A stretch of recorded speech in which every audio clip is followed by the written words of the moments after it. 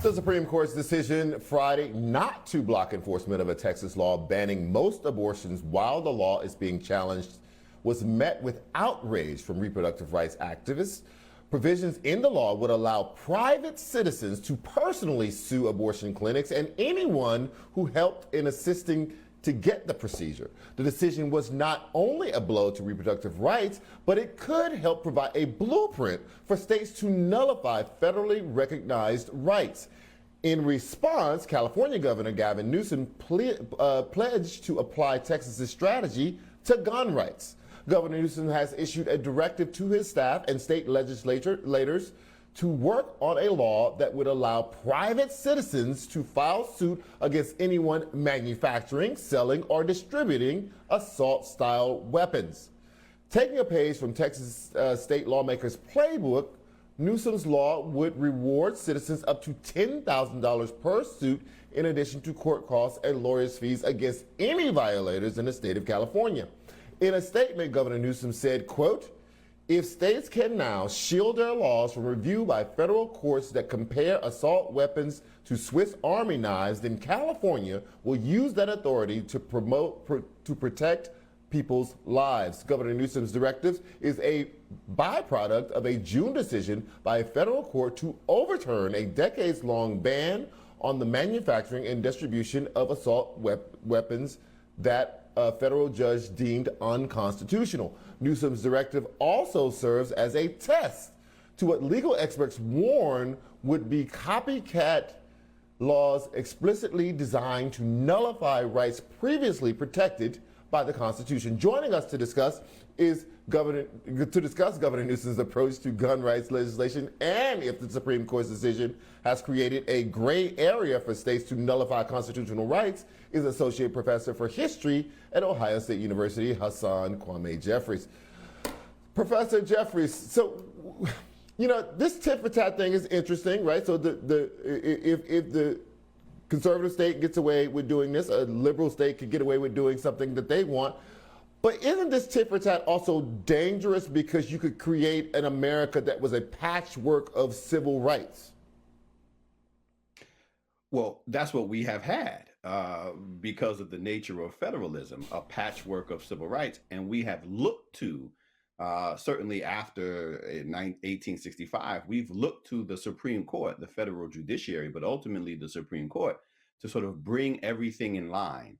But what we have seen coming out of Texas is this effort to subvert federal law and, most importantly, the Supreme Court. And the Supreme Court has gone along with it. And what we're seeing coming out of Texas, coming out of California with Gavin Newsom is saying, okay, if y'all want to play this game, then we can play it too. Now, strategically, that makes a lot of sense. But then you're absolutely right. This is dangerous because where will it end? And so it does raise these real questions and concerns of what is our union? What does it mean? Do we need to sit back? Do we need to pause and really re-examine the nature of the governmental relationships between the states and the federal government, federal authority, and ultimately the Constitution? Right. So it seems to me that Newsom does not have as strong a case as Texas. When you're listening to the Supreme Court's arguments in the Mississippi case, they were very keenly aware and cognizant of and constantly repeating the fact of what the Constitution was silent on and was being inferred, right? So, the gun issue, the Constitution is actually not silent on. We can say whether or not we believe that the court has ruled appropriately and interpreted the clause appropriately or not, but it is not silent on it, right? So it's not as strong a case as the abortion case. But there are other things that we now take as constitutional rights, like gay people getting married. The Constitution is silent on that, right? So that is, how many other things that we now consider to be a right that the court has granted are in jeopardy from states saying, yeah, but we don't want any part of that, and Texas would be the blueprint for those rights being rescinded? It is very much a slippery slope. Essentially, what we're seeing coming out of Texas with regard to reproductive rights can absolutely be used as a blueprint, just as you laid out, for any law, any social policy that has been translated into law that a population, a state government decides that they are just simply opposed to. And whether that is gay marriage, whether that is LGBTQ rights, whether that is basic civil rights, we can see a pathway forward as an effort to essentially get to what Justice Sotomayor was talking about, nullification. Now, that has been proven to be a power that states don't have.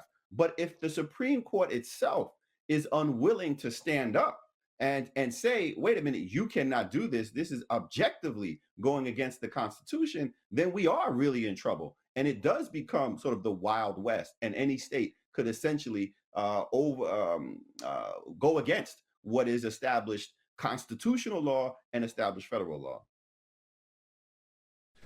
Do you think this is like one of the most egregious challenges to the court? Meaning, is this one of the cases? I can't recall another case where the court was saying, we'll give up our power to make this decision and hand it back to you. You know, the history I see is the court slowly deciding to take things like, this is something that we need to do. Right? We need to rule on this. We need to rule on whether or not black people can have equal access to accommodations. We need to rule on whether or not women should have, access to the reproductive rights. We need to rule on whether or not LGBT people should have the same rights as other people. They have slowly over time said we have to take human rights under our banner. This is the first time I can see them saying we're going to give that power back to the states. Do you know of any other historical kind of corollary to what's happening now?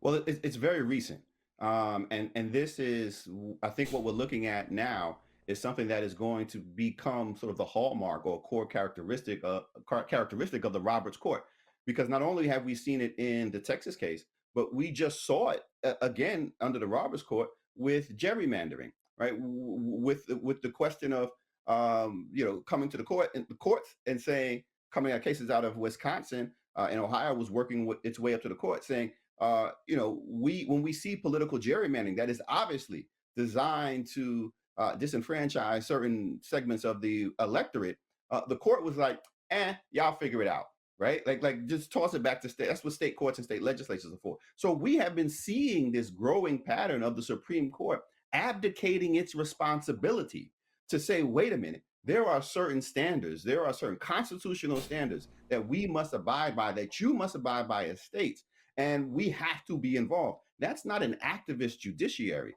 The activism that we're seeing coming out of the judiciary now and the Supreme Court is this hands-off approach, saying y'all take care of it, y'all can figure out, and everything will be fine in the interim.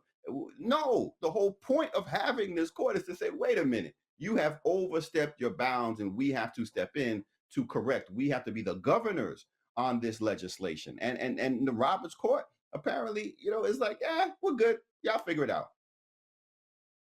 Well, I have about a minute left. What amount of damage in the public perception do you think the court is bringing onto itself with these kinds of actions?